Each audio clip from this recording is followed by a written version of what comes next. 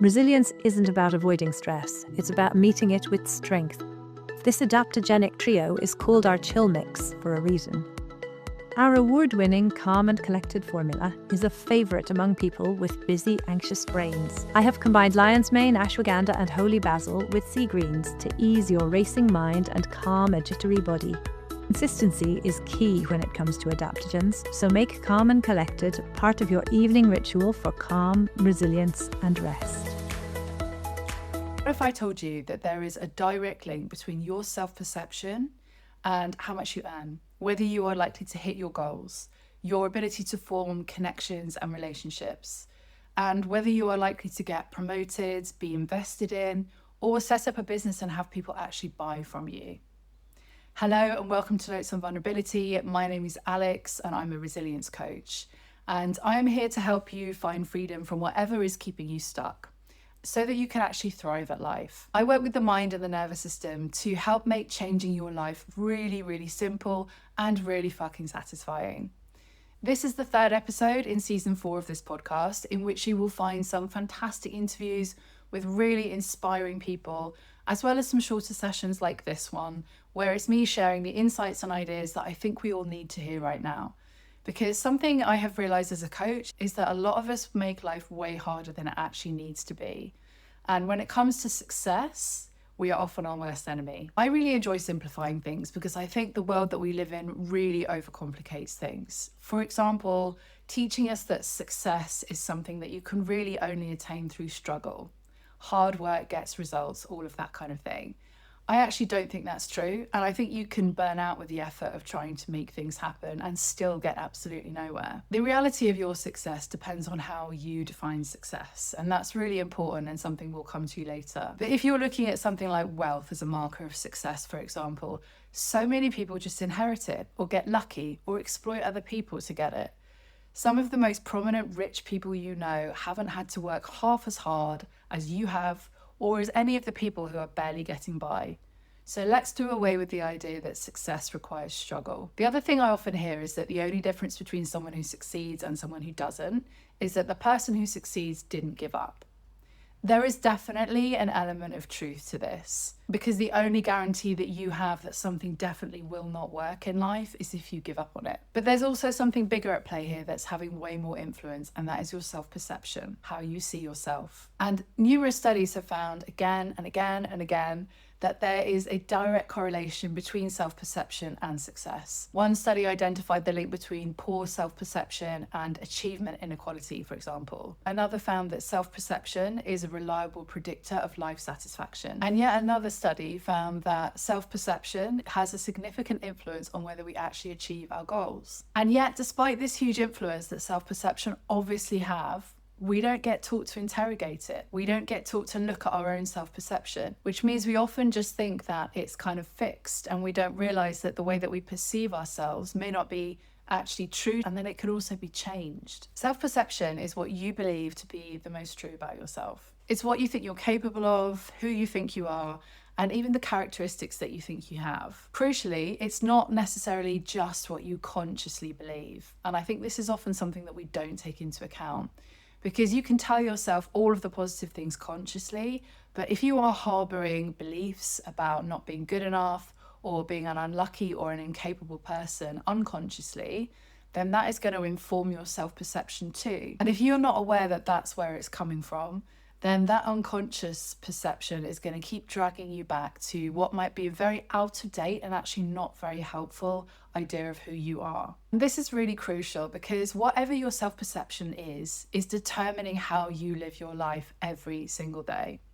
So if you believe yourself to be an unmotivated person, for example, that is how you will behave. It really is as simple and straightforward as that. And I think that's what a lot of us don't realize. You can force discipline and consistency on yourself until the cows come home. But if you don't see yourself as someone who is disciplined and consistent and motivated, then those changes just won't last. Your self-perception will shove in and it will push away anything that doesn't align with it. Because who you see yourself to be is how you will think, feel, and behave. And how you think, feel, and behave determines your entire experience of life, as well as your outcomes. Maybe you've also had the experience of kind of continuously trying to make some kind of change happen in your life. and never quite getting there. You always find yourself kind of self-sabotaging at some point, and then you end up feeling shit about yourself, and maybe you start criticizing yourself and calling yourself names like lazy or inept or unmotivated. The problem here isn't that you are lazy, inept, or unmotivated. It's not that you're incapable of change even. It's that you're starting in the wrong place. You're starting by trying to change your actions instead of what is actually driving your actions. So what is behind everything, and that is your definition of you. There are basically two ways to make change happen in your life. One is process-based change, and that is essentially changing what you do. So changing your habits, your actions, your systems, that kind of thing. The other type of change is called identity-based change, and that is essentially changing who you believe yourself to be, i.e. changing your self-perception. So identity-based change is why you can do something like resilience coaching, and the big shift that you have just been trying to make for so many years suddenly seems to happen overnight. It's actually not some kind of magic or brilliant coach or manifestation. It's because you have actually started to see yourself as the person who does those things. And when you start to see yourself like that, your thoughts and emotions line up behind that perception of yourself. Emotions drive action, and you start to behave like that kind of person too. And then once your emotions are driving your actions in the right direction, change becomes inevitable, and it can happen really fast. I know that most of the women I've coached have had this kind of squashing, oppressive narrative of don't be a big head, don't be too confident. It's that kind of messaging. And what that means is we don't really let ourselves even engage with like a really positive self-perception. Maybe because it feels like, I don't know, tempting fate, or it feels like a bit of a risk, or it feels like it's arrogant, or we're going to be punished for it. All of that is kind of subconscious programming. Things like pride comes before a fall, another cliche that tells you not to be too big-headed. But because we don't do that, we don't really use the full power of our self-perception and its massive capacity for helping us make change. Instead, we just walk around with this kind of negative self-perception, which it might be mild or it could be really fucking brutal. So we've got this really negative self-perception, but at the same time, we're trying to force ourselves to change who we are through struggle and hard work and discipline. But this isn't how your mind works. The way more powerful approach is changing your self-perception. When you change the information that is at the source of your self-perception, it naturally ripples through into your thoughts, into your emotions, and into your actions. It becomes a much easier process, a much more effortless process, and it actually works. One of the reasons I really like this approach to change is because it focuses on who you are rather than the kind of more traditional approach to goal setting, which is all about what you do. I'm not sure that traditional goal setting really works for everyone, especially if you're even slightly neurodivergent. In my experience, changing your self-perception gets way better outcomes, and you don't have to go through the pain and shame that can come with, trying to manage the process of changing things on a much smaller level. While conventional change with goals focuses on results, perception-based change focuses on the person that you want to become. And I think that is so much more powerful. One of the reasons it works so well in practice is because it's just so much easier to maintain your habits when they feel like an expression of who you are rather than a restriction on your life. You can change what you believe about yourself and how you perceive yourself at any time. And that is really powerful. And it's something that I do in coaching a lot. It's kind of the basis of the type of coaching that I do. But first of all, before you start, you need to know what your current self-perception is. So to begin this process, you really need to get a very clear idea of your current self-perception so that you know exactly what you're working with. So have a think, what are the stories that you tell yourself the most often about who you are and what you're capable of? That will show you what your kind of conscious self-perception is. You then need to kind of look for the unconscious stuff. Remember, I said that's equally important. So look at the language that you use. How do you talk about yourself? What are the words that you use about yourself the most often? Because that's what's going to point us to the unconscious element of your self-perception. Key to note here is that whatever your current self-perception is, you created it. So that means there's no need to feel any guilt or shame around this. All that means is that you are the one who is also capable of changing it. And the simplest way to change it, just pick a new story to tell yourself about yourself. You've made up all of the current stories that feed into your self-perception, so why not make up a different one that actually serves you? For example, I'm a confident person. Why can't that be the information going into your self-perception and influencing your thoughts, emotions, and actions? Once you have a new set of stories to tell yourself to influence your self-perception, the next step is to start acting as if the new story is true. This is a kind of fake it till you make it approach, I guess. If we take the I'm a confident person story, you're kind of trying on the coat of confidence to see how it feels, whether it fits you. And the key thing to think about here is if you believed yourself to be that person right now, not in the future, right now, how would you behave differently? How would you think differently? What would you no longer tolerate? What actions would you start taking that you never have before if that story was true for you right now? If you want to put this into practice, then what you need to do is take your new story and challenge yourself to do at least one thing every single day that aligns with the new perception of yourself. So the confident person perception or whatever story you choose. Once you start taking action on your new story, and every time you take action on it, you will be proving to your brain that it is true because you're giving it the evidence that that new story is the truth. Something else that is worth thinking about when it comes to self-perception is what can actually warp your self-perception. So I'm not sure that many people really see themselves that clearly. There's so much that gets in the way. Ego can warp it, shame can warp it. And for so many people, there is this constant focus outside of ourselves, this obsession that is so common with worrying about what other people think, worrying about being judged by other people, being sort of hypersensitive to what other people might be thinking, or, the judgments that they might be making about us, whether they think that we're good enough. And all of this is driven by a fear of not fitting in or of being rejected. But the big issue with looking outside of yourself like this is that you are ignoring your own internal guidance system, and you probably won't have one as a result. Instead of your self-perception being driven by kind of solid, consistent internal truths that you have about yourself, it's being derived from what someone else may think of you based on what might indicate what their thoughts and feelings really are. Self-perception that is linked to other people in this way is on very, very shaky ground, and it can make you feel constantly insecure, anxious. It can mean that you're very easily embarrassed, that you feel imposter syndrome, low confidence. It means your self-worth is kind of entirely determined by what others might think of you, because we never really know what other people are thinking. That's really important to remember. So the big shift with self-perception, to make sure that the way you start to perceive yourself is drawn from your own internal data, and that you are not basing it on kind of others' views or judgments or what you think they might be. Especially because most of the time what you're actually drawing on is assumptions, and if you have a strong inner critic, they will be negative. There are a couple of reasons why I think we base our view of ourselves on other people in this way.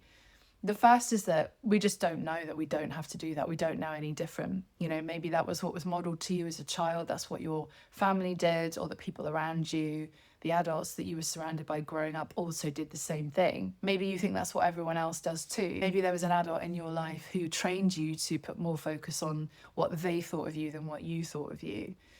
Either way, it can become very habitual to do this. And honestly, it's hardly surprising, given the society that we live in, that so many of us do this, because we are socially conditioned to believe that what other people think of us matters more than what we think of us, until we finally get to a place where we realize it's irrelevant. The second reason I think we can get stuck using what other people think to inform our self-perception is if you have a kind of perpetually brutal negative self-perception and you're constantly hunting around externally for anything that would counter that. So this one is painful. I've lived through it, and it makes every day feel like kind of walking on broken glass, because if you have a really negative, harsh self-perception, you are walking around with your source of pain inside of you the entire time. The good news is that you can change your self-perception whenever you want, using the steps that I've already outlined. What can be slightly harder is overcoming the things that block that progress. And those things include a strong inner critic, for example, a lot of shame, resistance to internal authority because of something like people pleasing. But removing those things is far from impossible. It's what I do all the time with clients, and the rewards are immense. Confidence, audacity, self-belief, nervous system regulation, progress in life. In short, when you change your self-perception and remove the obstacles like this, you are on the road to success, whatever that means to you. And finally, I think it is worth talking about the fact that not many of us really give enough thought to what success actually means to us. And I think that's often why it eludes us. When you think of success, the images that come to mind might be kind of money or cars or holidays, because a lot of what we correlate with success is actually kind of coming from advertising that we've been fed over the years, or, you know, the capitalist ideals that get fed to us from a young age. Or you may be someone whose idea of success is linked to the life milestones. So buying a home, getting married, having kids. Again, some of these might actually be important to your life, but for so many of us, we are just doing them because we think that's what will make us successful at life, or because it's what other people do. And we want to be that people we admire, or we want to fit in. I can't tell you how many people I've coached who have worked their asses off to hit those life milestones and then wondered why, even though they've hit all of them, they still felt like there was something missing. And I think the problem is that we don't really delve enough into what success really means to us. What does it mean to you? We don't do this early enough in life because so many of us just aren't aware that we're often responding to our own social conditioning, and our internal intuition and agency just aren't really there. If you stop and think about what success means to you, what really matters? What does a successful life look like? What does it feel like? Who's in it? What's in it? Personally, I don't think it relates to kind of status or income or relationships. I actually think it's more about being able to wake up in the morning and really like the person that you've become and are becoming. We have so many really sad examples in our society of people who've kind of hit all of the external markers of success and so should be really happy with themselves, but they just didn't have that basic self-love. And so they didn't truly feel successful. And a lot of them didn't even like themselves. I think the really great thing about this, and the reason that I wanted to record this episode, is anyone can change how successful they are, how successful they feel, how successful they become anytime you want to. And you can do it regardless of your current resources, of your childhood, where you are right now. You can change so much simply by changing how you see yourself, by changing your self-perception. Just to be clear, I am not denying that resources and support and not being affected by inequality and having a stable childhood don't create enormous advantages. They really do create enormous advantages. But if you don't have those things, or if you only have a few of those things, you're not out of the game. You've still got the tools within you to create a brand new self-perception for yourself. And that's going to ripple out into how you feel about yourself, which determines how you behave. And that is going to start changing your outcomes really, really fast. Hopefully this episode has given you a few interesting ideas about the power that you really have to make change happen in your life by focusing on something like self-perception. If you'd like some more like this, then you've got 3 whole seasons of me on this podcast to explore. And you can also find me on Instagram at Alex Resilience Coach and online at shore-coaching.com. Don't forget to tune in next time for another fantastic guest episode, and make sure you subscribe to this channel so you don't miss out on any of the episodes that are coming up.